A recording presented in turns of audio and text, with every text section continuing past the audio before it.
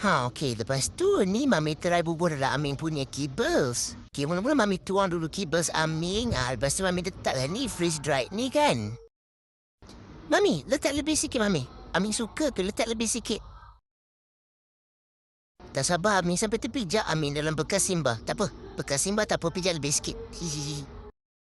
Okey, lepas dah bubuh kibbles, dah bubuh Aming punya booster, Mami pun tuang homemade chicken soup Mami yang Mami buat untuk Aming hari tu kan. Kalau kawan-kawan nak tutorial, nanti komen dekat bawah. Nanti Mami buatkan tutorial macam mana nak masak homemade chicken soup tu.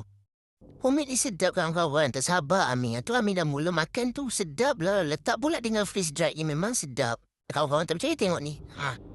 Tengok tu. Simba sampai sampai terkericik dia punya kelang kabut nak makan. Lepas tu tengok tu dia. Makanan dia ada. Dia nak juga makan yang Aming punya. Lepas tu Mami marah dia. Dia pergi makan makanan dia. Janganlah kacau yang Aming punya. Simba. Tengok tu Mami. Simba tu abang Aming punya bekas. Janganlah makan. Simba kan ada bekas Simba sendiri. Mami tengoklah tu Mami. Tu dah. Dia dah pergi dah. Dia ni kelang kabut lah. Kalau lepas makan memang dia suka makan-makan ni semua. Tengok tu. Sampai terpercik-percik dia punya bekas makanan.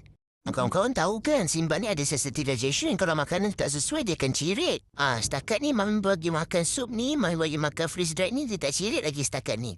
Sesiapa yang nak beli, boleh tengok dekat showcase Aming ya. Simba, lepas makan bersihkan ni. Sibuk dia ni makan bersih-bersih. Sepah lah,